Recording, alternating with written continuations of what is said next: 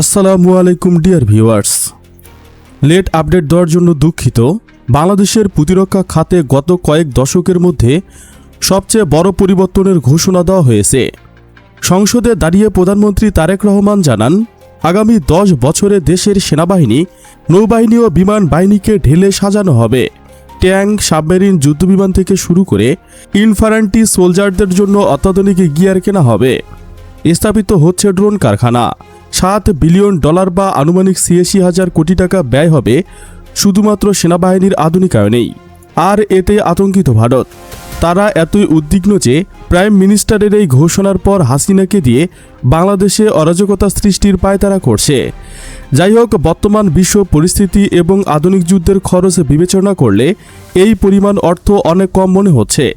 এই 7 বিলিয়নের সাথে আরও 70 বিলিয়নের শক্তি যোগ হবে এবং সেখানেই দিল্লির পলিসি ডাস্টিক্যাট শিফট করছে।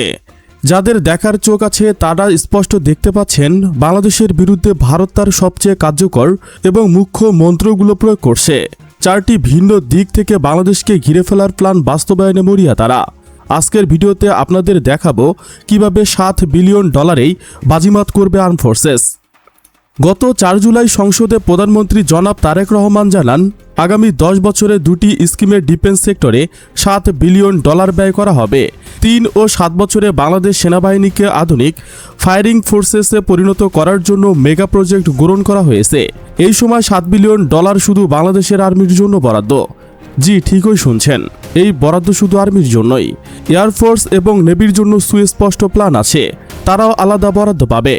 তিনি 7 বছরের জন্য প্ল্যান্টে উল্লেখিত 2 বাহিনীর অংশীদার, কারণ মডার্ন কম্ব্যাটে কোনো বাহিনী একতরফাভাবে ফাইট দেয় না। সো আর্মি $7 বিলিয়ন প্রজেক্টের একটা অংশ 3 বাহিনীর পিছনে যৌথভাবে ব্যয় হবে। দেশের সার্বভৌমত্ব ও ভূখণ্ড অখণ্ডতা নিশ্চিত করতে সেনাবাহিনীর আধুনিকায়ন ও সক্ষমতা বৃদ্ধিতে সরকার অগ্রাধিকার দিচ্ছে। এই অর্থ ব্যয় হবে শুধুমাত্র সমরাস্ত্র ক্রয় এবং সামরিক শিল্প স্থাপনে, অর্থাৎ এ থেকে কোনো বেতন ভাতা কিংবা নন কম্পোনেন্ট খাতে ব্যয় করা হবে না, সেগুলো যাবে বাৎসরিক বাজেট থেকে। সো অনলি আর্মির জন্য $7 বিলিয়ন মডার্নাইজেশন একটি ভেরি বিগ প্রজেক্ট, এবং এই $7 বিলিয়ন প্রজেক্ট পুরো দক্ষিণ এশিয়ার মানচিত্র বদলে দিতে পারে। বাংলাদেশ আর্মি $7 বিলিয়ন প্রজেক্ট কিভাবে সাউথ এশিয়ার ম্যাপ চেঞ্জ করতে পারে সেটি দেখানোর আগে চলুন কি সমরাস্ত্র ক্রয় করবে এবং কোন কোন ডিফেন্স ইন্ডাস্ট্রি স্থাপন হবে তার একটি চিত্র দেখে নেওয়া যাক। প্রথমে দেখানো হবে স্থলবাহিনী অর্থাৎ সেনাবাহিনী কি অস্ত্র কিনবে এবং কি অস্ত্র বানাবে। সরকারের লক্ষ্য সেনাবাহিনীর যুদ্ধ সক্ষমতা অত্যাধুনিক পর্যায়ে নেওয়া। এজন্য প্রথমে বেশ কিছু সমরাস্ত্র ফাস্ট ট্যাক্স পদ্ধতিতে ক্রয় করা হবে।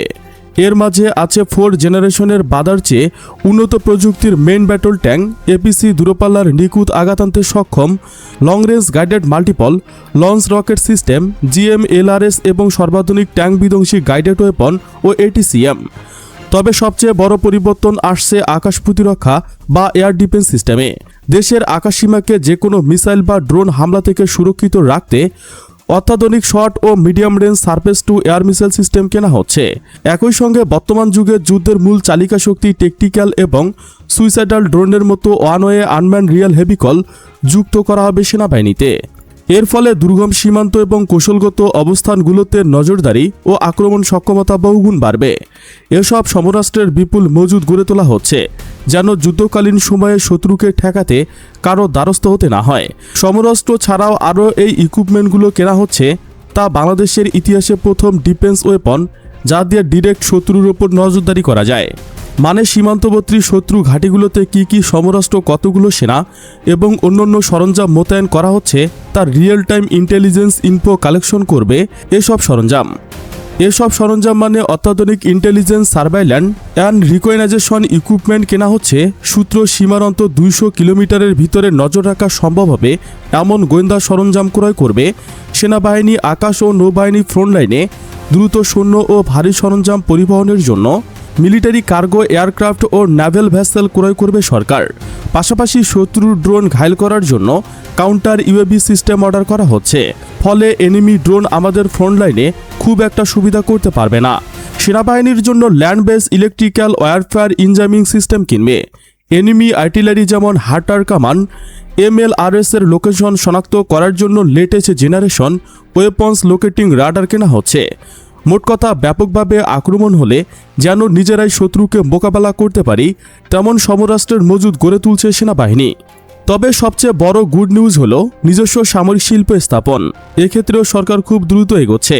আমাদের লোকাল ইন্ডাস্ট্রি অ্যান্ড স্কিল ম্যানপাওয়ারের বিবেচনায় প্রথমে অতি জরুরি এবং দ্রুত উৎপাদন করা যায় এমন ডিফেন্স ইন্ডাস্ট্রি স্থাপন করছে।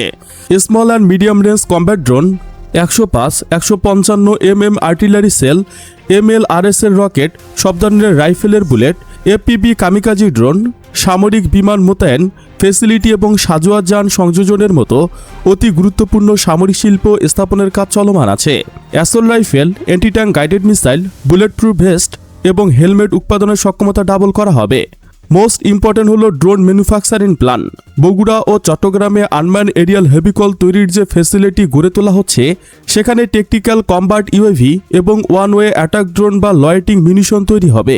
ফলে যুদ্ধকালীন সময় এসব অতি গুরুত্বপূর্ণ সমরাস্ত্র বিদেশ থেকে আনতে হবে না। Drone, GMLRS rocket, artillery shell, সাজোয়ার যান এবং ATGM উৎপাদন কারখানা বাংলাদেশের প্রচলিত যুদ্ধ সক্ষমতাকে সম্পূর্ণ নতুন এক উচ্চতায় নিয়ে যাবে। শুধু ল্যান্ড ফোর্সেস নয়, বরং নেভাল এয়ারফোর্সের জন্য আসছে আলাদা প্রোগ্রাম। প্রথমে বাংলাদেশ বিমান বাহিনীটা দেখাই। আধুনিকায়ন প্রকল্পের অধীনে বিমান বাহিনীকে একটি পাওয়ারফুল টেকনোলজিক্যাল ফোর্সে পরিণত করা হবে। 4+ জেনারেশন মাল্টিরোল কম্ব্যাট এয়ারক্রাফট বা MLRS assault rifle final MRC এর গুলো ডেলিভারি পেলেই এয়ারফোর্সের সক্ষমতা সম্পূর্ণ নতুন রূপে দেখা যাবে। কারণ এগুলো আসবে লং রেঞ্জ ভেরিয়াই মিসাইল সহ ইতালি, চীন ও পাকিস্তান থেকে। MRC সহ ততদিন 4 and 4+ জেনারেশন যুদ্ধবিমান ক্রয় চূড়ান্ত হবার পথে। So Chinese and European air missile হাতে পাবে বাংলাদেশ।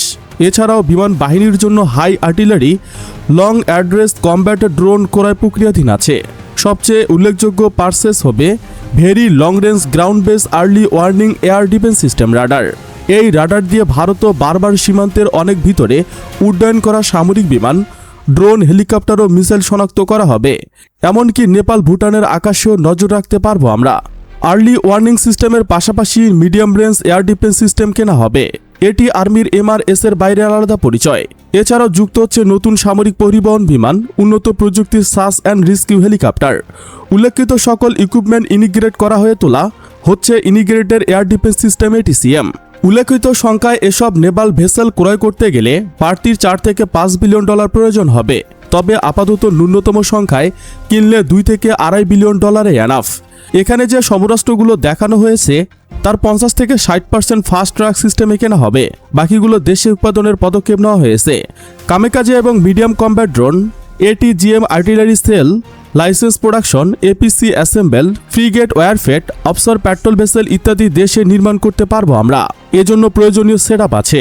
সো দেশের সামরিক শক্তি ও শিল্প নিয়ে প্রধানমন্ত্রী তারেক রহমান ক্লিয়ার এবং প্রিসাইজ প্ল্যানে এগোচ্ছেন।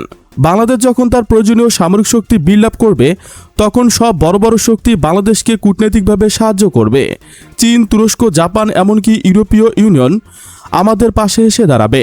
আর মিডল ইস্টের দেশগুলো তো আছেই। এই 7 বিলিয়নের সামরিক শক্তি 70 বিলিয়ন হয়ে দেখা দেবে। তখন সাউথ এশিয়া নিয়ে আগত শক্তির একটি প্ল্যান আছে, বিশেষ করে 7 সিস্টার্স এবং মিয়ানমারের 7 সিস্টারকে অত্যন্ত দুটি রাজ্যের স্বাধীনতা আন্দোলন আবারও চাঙ্গা হচ্ছে। আর মিয়ানমার চলছে গৃহযুদ্ধ। এমতো অবস্থায় বাংলাদেশের শক্তিশালী হওয়াটা নিজের নিরাপত্তার জন্য অত্যাবশ্যকীয়। এবং বাংলাদেশ যদি শক্তিশালী হয়, তবে ভারত জোর করে আমাদের ভূখণ্ডে প্রবেশ করতে পারবে না। বাংলাদেশের ভিতর দিয়ে কোনো করিডোর না পেলে তারা 7 সিস্টার্স বাঁচাতে পারবে না। মজার বিষয় হচ্ছে 7 সিস্টার্স বাংলাদেশের হস্তক্ষেপের কোনো প্রয়োজন বা সুযোগ নেই। সেখানকার স্বাধীনতা কামীদের প্রয়োজনীয় সাজ সরঞ্জাম মিয়ানমারের হাতে আরামসে ঢুকানো যাবে। কিন্তু 7 সিস্টার বাঁচাতে হলে বাংলাদেশের ভিতর দিয়ে নির্বিঘ্নে করিডোর চাই দিল্লি। সেটা কিছুতেই হতে দেয়া যাবে না। সো বাংলাদেশের সামরিক শক্তি বাড়ানো মানে দক্ষিণ এশিয়ার মানচিত্র পরিবর্তন হওয়ার সম্ভাবনা বেড়ে যাওয়া।